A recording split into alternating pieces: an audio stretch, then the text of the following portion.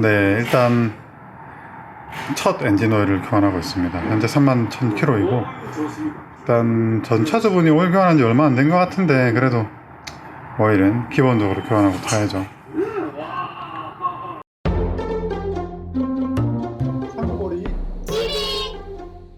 본 영상에서는 지극히 주관적인 의견이 다수 포함되어 있음을 양해 부탁드립니다. 안녕하십니까. 상구보리의 자동차 여행의 김종성입니다. 오늘 제가 새로 입양한 차량을 소개하고자 합니다. 이 차는 보시다시피 푸조 508 SW 모델입니다. 배기량은 1600cc고 120마력, 토크 30.8kgm 힘을 내는 4기통 디젤 엔진과 RC 6단 EAT 6 미션이 조합되어 있습니다. 사실 제가 디젤을 그렇게 좋아하지 않는데 그래도 네, 저의 개인적인 선호보다는 가족의 요구로 인해서 기변을 하게 되었고 아반떼는 좋은 분께 넘겨드렸습니다. 물론 손해를 보고 판매를 했습니다. 거의 최단기간 차량을 구매하고 판매를 하지 않았나 라고 생각이 됩니다.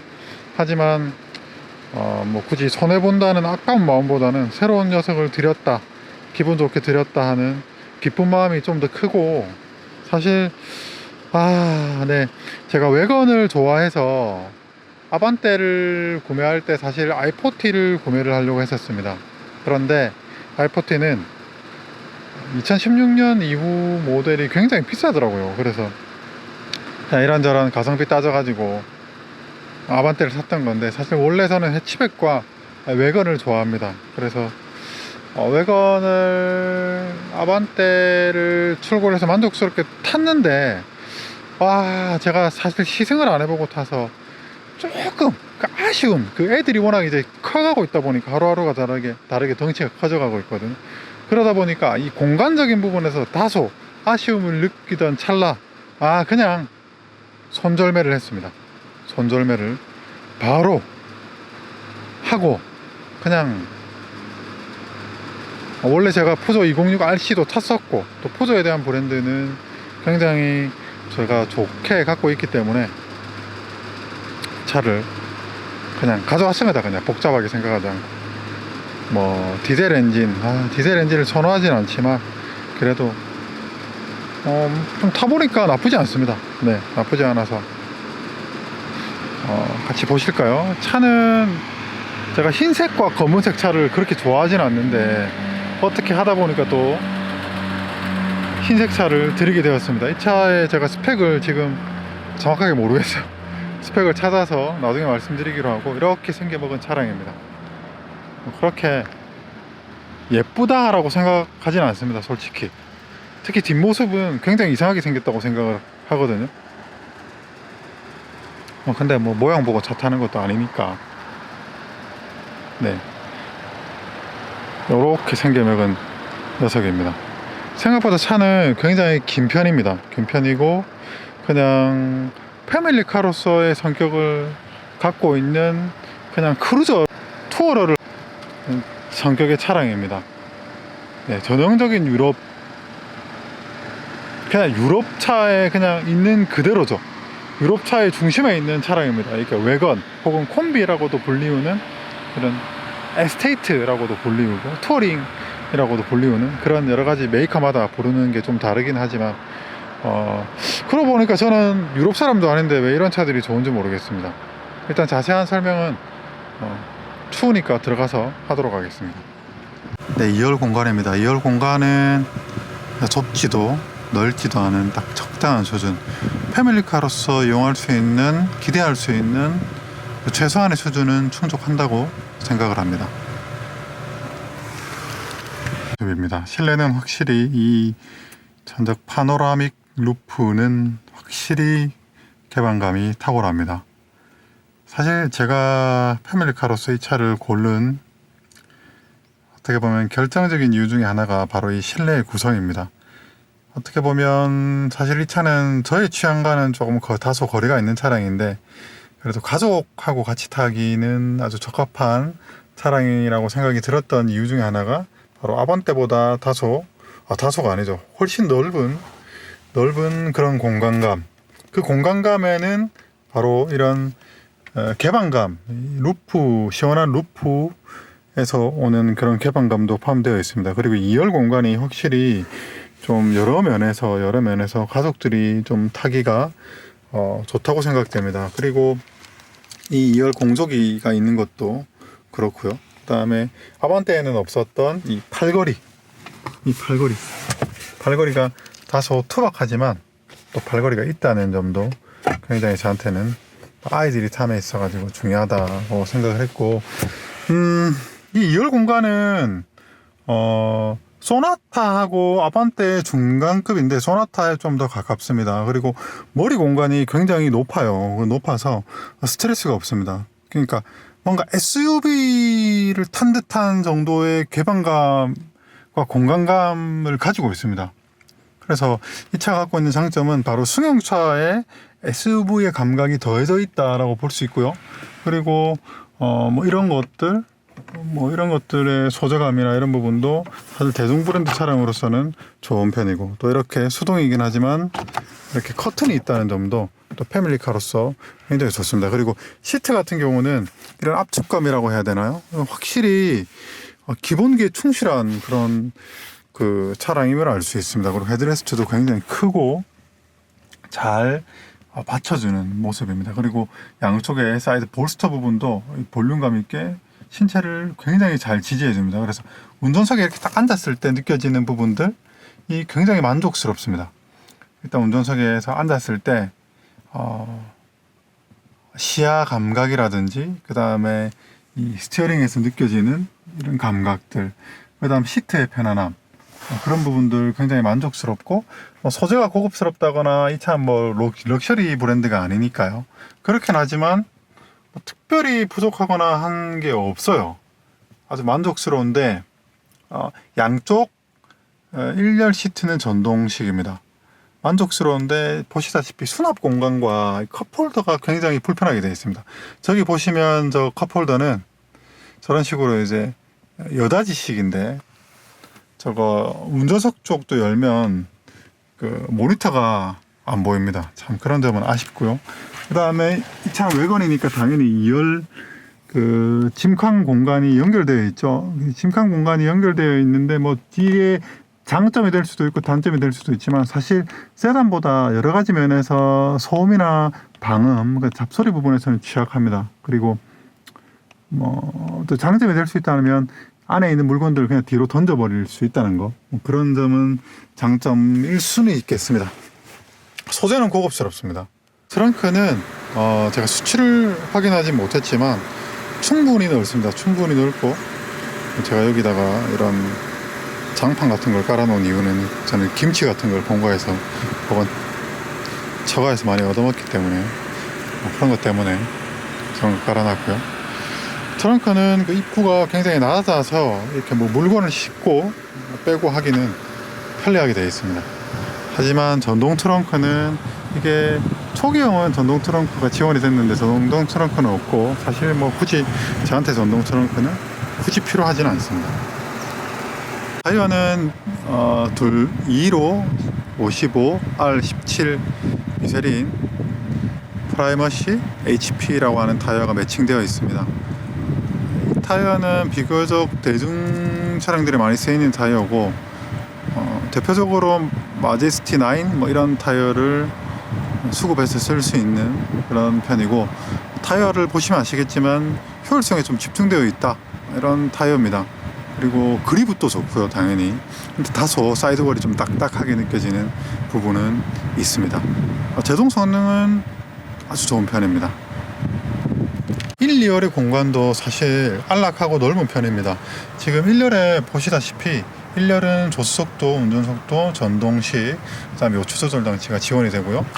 소재가 고급스럽진 않지만 싼 플라스틱을 쓰거나 하지는 않았습니다. 그리고 하이그로시 패턴의 플라스틱을 썼는데, 글쎄요, 다소 제 취향에는 맞지는 않습니다만은 그래도 소재 자체는 좋은 편입니다. 네, 이 차 역시 킬레스 수고가 적용되어 있습니다. 즉 스마트 키가 지원이 된다는 얘기죠. 키를 소지하고 이쪽 부분을 누르면 잠기고, 그 다음에 손을 도어 포켓에 넣으면 잠김이 해제가 됩니다. 스타트 버튼은 이쪽에 있고, 그 다음에 파워 파킹 릴리즈도 이쪽에 있고, 뭐 트렁크 개폐 버튼, 그 다음에 주유 버튼도 이쪽에 있습니다. 그리고 특이하게 이렇게 에코 모드 온오프 하고 조사각, 라이트 조사각 조정 장치도 이쪽에 있습니다. 좀 이쪽 부분의 마감은 좀 아쉬운 편이지만 이쪽 부분은, 자주 쓰는 부분은 잘 마무리가 되어 있습니다. 그리고 시트도 이렇게 보시면 이 볼스터가 입체감이 있고, 그 다음 실제로 앉았을 때 만족감도 상당히 좋습니다. 보시다시피 이렇게 약간 유리가 반사되는 타입입니다. 계기판은 고급스러운 면은 있는데 이렇게 반사가 되니까 신성이 떨어지는 문제가 있습니다. 그래서 이런 부분은 좀 아쉽지만 그래도 아주 고전적이고 기본적인 원형 아날로그 계기판이 적용되어 있고, 센터에는 이렇게 시동을 걸어보면 이런 식으로 전자식 텍스트가 나오는 부분이 있는데, 이렇게 알람이 있을 때는 붉은색으로 표시가 되군요. 네. 그리고 뭐 특징이 있다면 이 차는 유온과 수온을 같이 보여준다는 점이 장점이 될 수 있습니다. 안타깝게도 당연히 통풍 시트는 없고, 열선 시트는 좌우 1열에만 지원이 됩니다. 그리고 IC 미션임을 알 수 있는 인디게이터가 보이고요. 그리고 전자식 공조장치, 뭐 생각보다 뭐 쓸만합니다. 그리고 오디오도 은근히 음질이 나쁘지 않습니다. 문전 행정관과 안부 통화 중 아주 뭐 고급스럽진 않지만 오디오 음질이 아반떼 뭐 이런 차들하고는 비교가 되지 않을 정도로 좋은 편입니다. 국토교통위원회가 오늘 오전 전체 회의에서 이른바 그리고 디스플레이는 나름대로는 만족스럽습니다. 이게 뭐 디스플레이가 크거나 하진 않고 나름대로 만족스럽고, 그 다음에 내비게이션도 맵진이라고 하는 내비게이션이 지원이 됩니다. 그리고 내비게이션도 생각보다 쓸만하더라고요. 근데 이 컵홀더는 조금 사실 조금 이런 부분에 컵홀더가 있으면 좋을 텐데, 역시 프랑스 사람들답게 컵홀더는 인색하여 수납 공간이 조금 아쉽다는 느낌. 그 다음에 이렇게 커피를 요런 데다 이렇게 놓으면 이렇게 바로 가립니다. 이렇게 시야가 가리죠. 그래서 참 뭐 하는 건가 싶지만 그래도 저희에겐 핸드폰이 있습니다. 네. 윈도우 블레이드는 이런 식으로 이렇게 교집합 상태로 모여 있습니다. 그리고 양쪽으로 벌리는 타입으로 작동을 합니다. 네, 다들 잘 아시는 푸조의 1.6 유로6 4기통 디젤 엔진입니다. 진동이나 소음에서 평균 이상의 수준이라고 생각을 하고요. 푸조의 디젤은 기술력 하나만큼은 나무랄 데가 없다고 알려져 있고, 실제로 정비성이나 효율, 그리고 진동, 소음 면에서 크게 부족함을 느끼지 못하고 있습니다. 그리고 보시다시피 파워 스티어링, 보조 탱크가 있죠. 유압식 스티어링은 굉장히 만족스러운 조향 감각을 제공해주고 있습니다. 실제로 정비성도 나쁘지 않은 엔진이고, 그리고 정비 비용도 이나 부속, 수급 그런 부분도 어디 크게 부족하지 않습니다.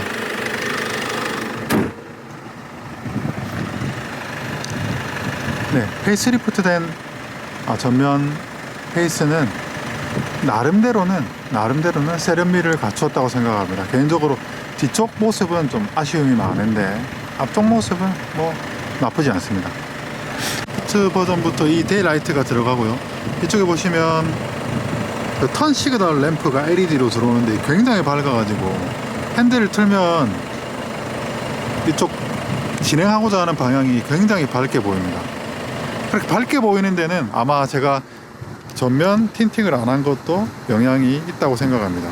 이제 밤눈이 좀 어두워가지고 전면 틴팅을 하면 잘 안 보이더라고요. 네, 이 차는 신차 가격이 4,540만원이고 연료는 디젤, 연비는 복합 연비로 14.5km per 리터를 보입니다. 말씀드린 대로 출력은 120마력, 토크는 30.6kgm입니다.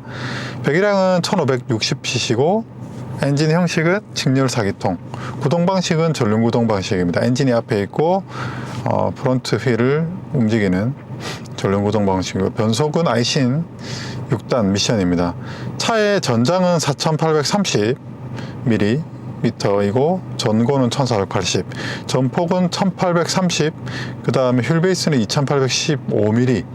굉장히 차가 휠베이스가 길고 그로 인해 실내 공간이 좀 여유롭다. 그 다음에 아무튼 이 차의 성격은 그냥 공간 그리고 효율성이라고 볼 수 있을 것 같습니다. 뭐 보셨지만 뭐 아주 대단히 고급스럽거나 그런 차는 아닙니다.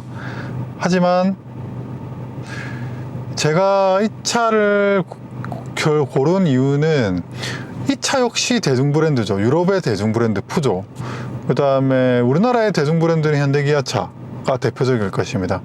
하지만 우리나라의 대중 브랜드인 현대기아차와 이 차와의 둘 다 대중 브랜드지만 가장 큰 차이는 그 주안점이 좀 다른 것 같습니다. 우리 현대기아차는 좀 넓고 가격에 비해서 옵션이 좀 풍부하고 좀 화려하고 편의성 위주의 구성이 되어 있는 차라면 이 차는 그런 것보다는 좀 더 실용적인 부분, 그 다음에 운전하는 데 있어서 불편함이 없도록 이런 조향 시스템이라든지 제동 시스템, 그 다음에 구성 이런 부분들이 저한테는 좀 더 어울린다고 생각합니다. 그래서 이 차를 고르게 되었고 역시 가족들이나 저나 굉장히 만족하고 있습니다.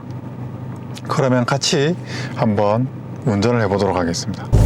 네, 여기는 아마 상수도 시설인 것 같은데 다른 데는 못 가는 폐쇄 시설이라고 합니다. 그냥 체험관만 갈 수 있는데 잠깐 그 앞에 가서 우선 촬영을 하고 가고요. 인사드려야지. 감사합니다. 잘 보고 갑니다. 수고하세요. 저희 아들 녀석과 함께 차를 타러 가고 있습니다.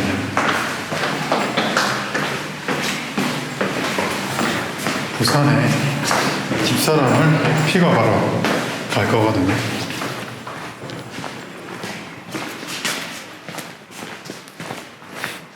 민재야, 너 저거 아빠 새로 산 차 얼마나 마음에 들어? 엄청 많이 마음에 들어? 뭐가 제일 좋은데, 저 차는? 몰라? 어쨌든 좋아? 어디 살래?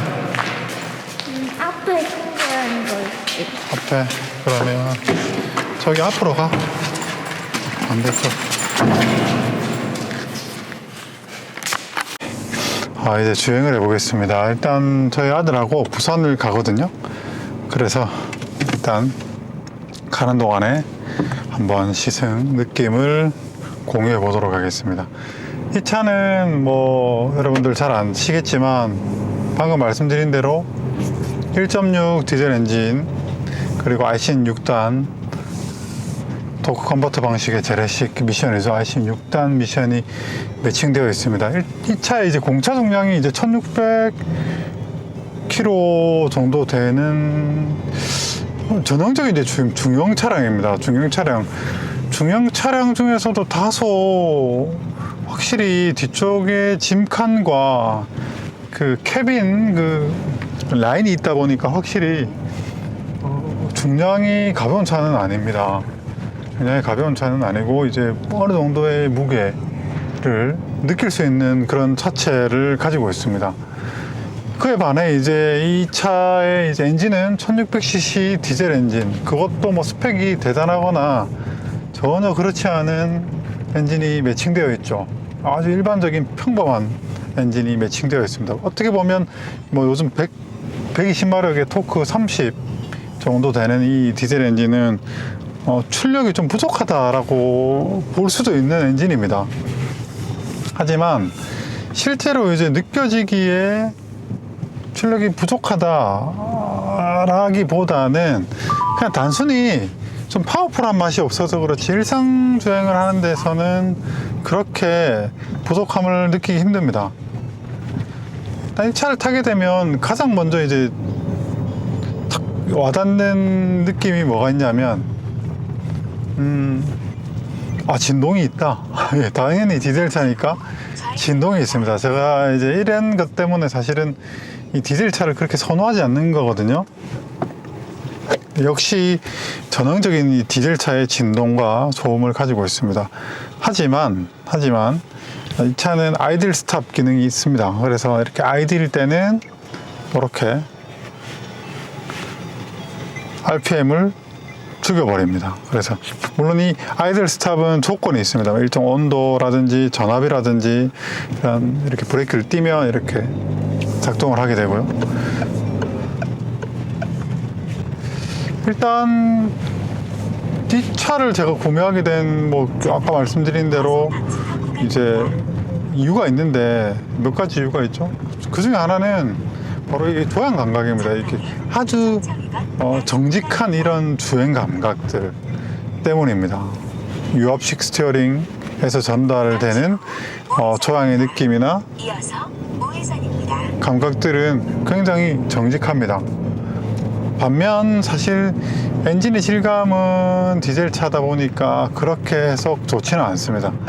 진동도 있고요. 브레이크 페달에서도 진동이 좀 느껴지고, 사실 이런 진동은 누구에게나 그렇지만 불쾌합니다. 그리고 이런 아이들 스탑도 사실 지나치게 엔진이 껐다가 켜졌다가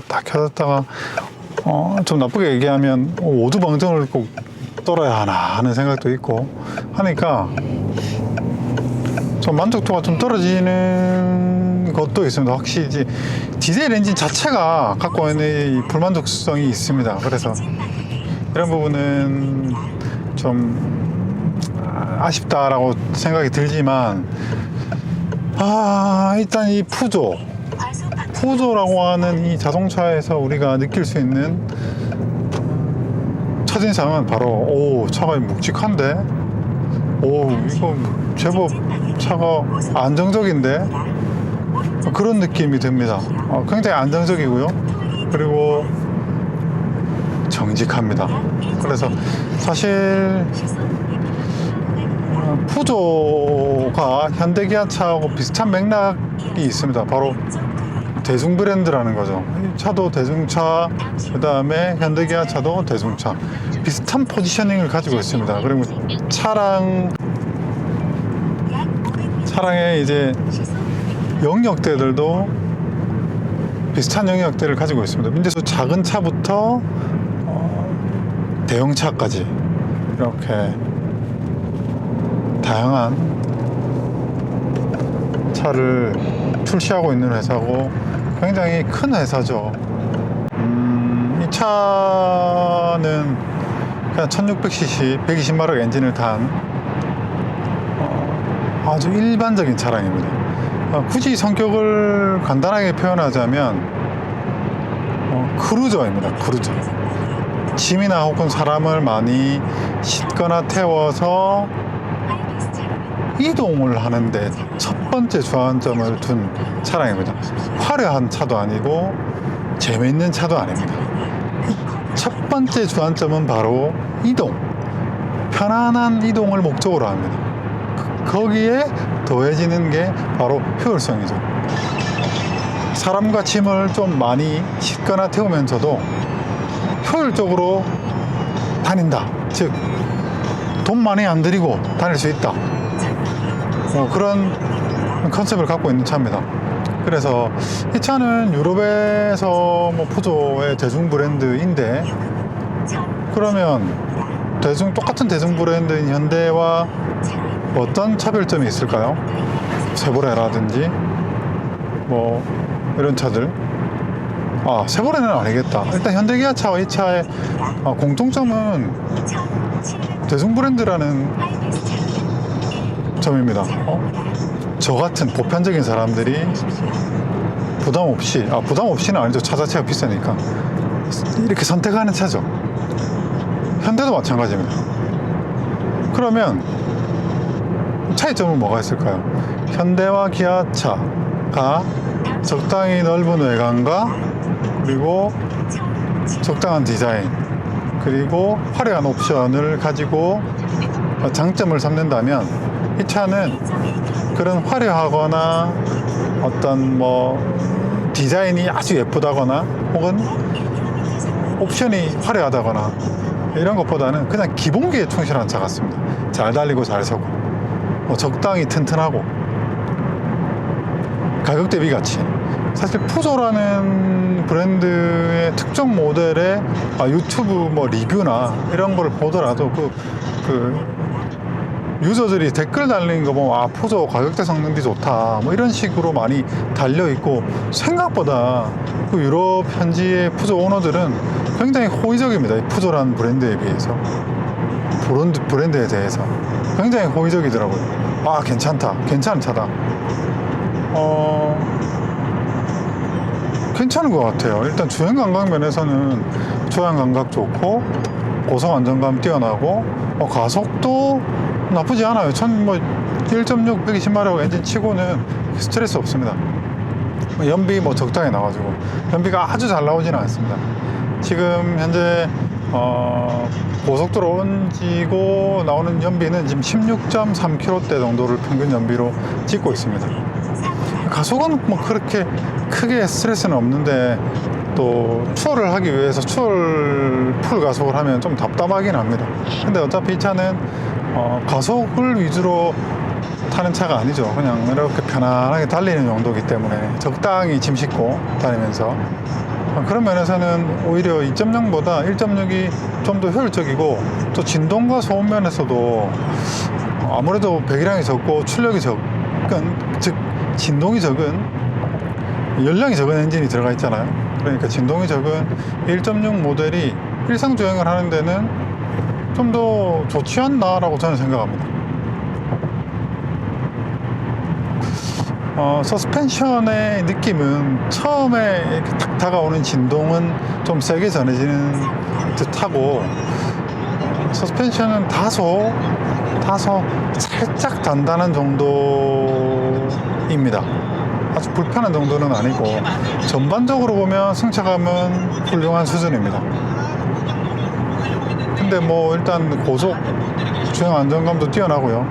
역시 이제 유럽산 차량답게 이 주행 성능, 제가 이 차를 고른 결정적인 이유도 그냥 기본에 충실한 차라서 그렇습니다.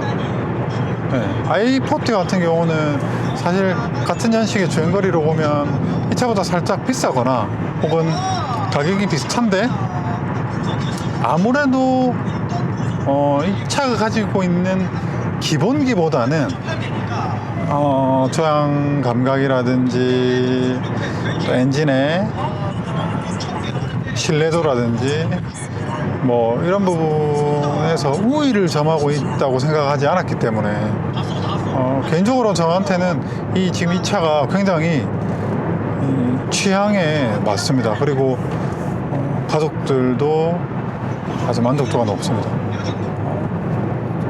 아주 넓지는 않지만 그렇다고 절대 좁지 않은 공간.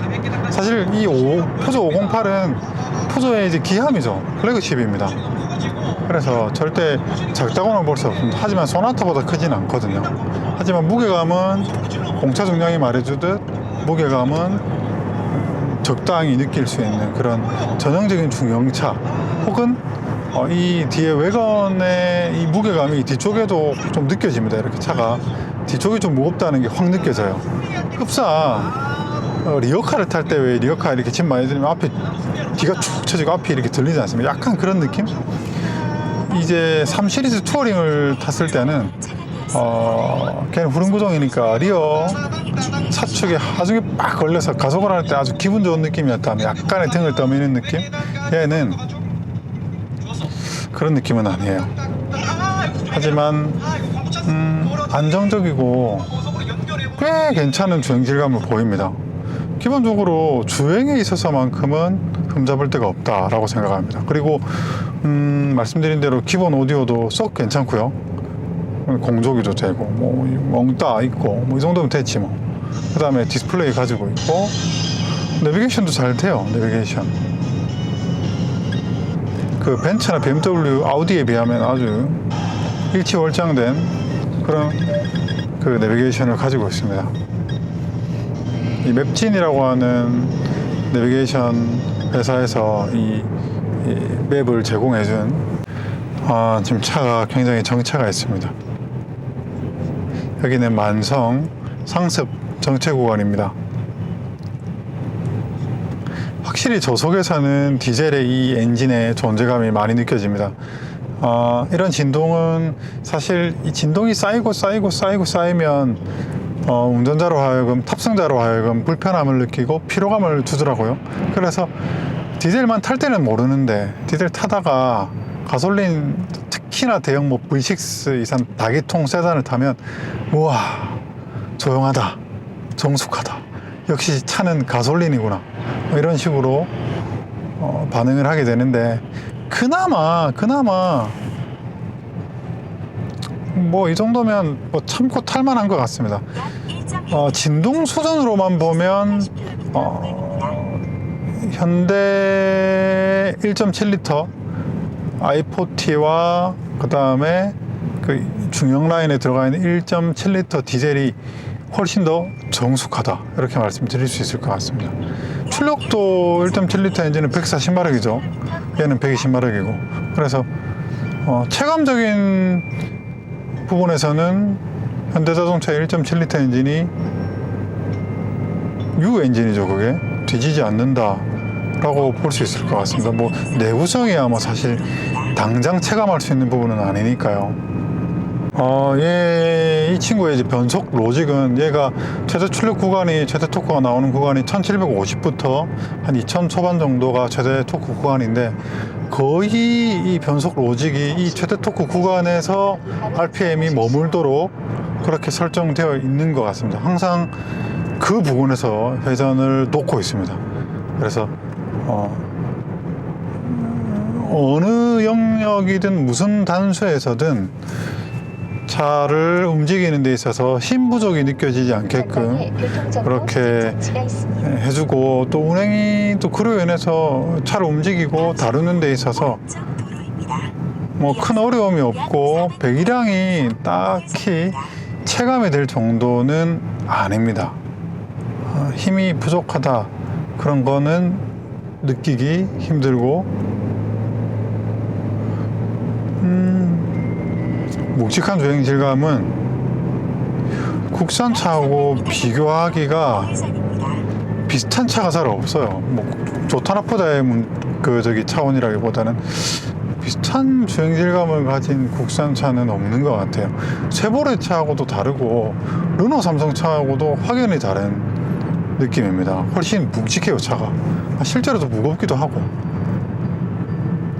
국산차는 거의 없는 것 같아요. 어떤 차가 비슷하지? 전혀 비슷하지 않습니다.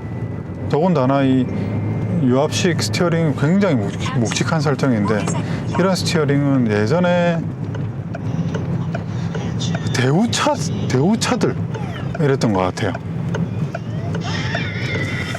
이 차 지금 타이어가 미쉐린의 프라이머시 HP라고 하는 타이어가 꽂혀 있는데, 지금 공기압도 좀 많이 들어가 있는 편이고, 또 프라이머시 HP가 생각보다 사이드월이 좀 탄탄한 편인 듯해요. 그래서 타이어에서 올라오는 그 느낌이 굉장히 타이어가 단단하다는 느낌입니다. 아무래도 지금 겨울철이라서 그런 것도 있겠지만요.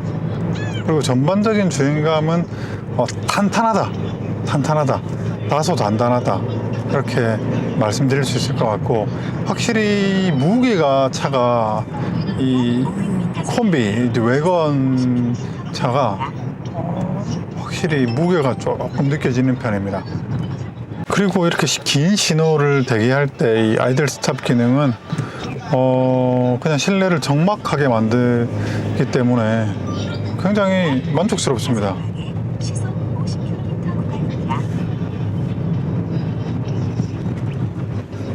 IC 미션의 변속 질감은 아주 부드러워서 변속이 기어가 변속되는 것을 운전자가 알아채기 힘들 정도로 부드럽게 변속이 이루어지고 있습니다.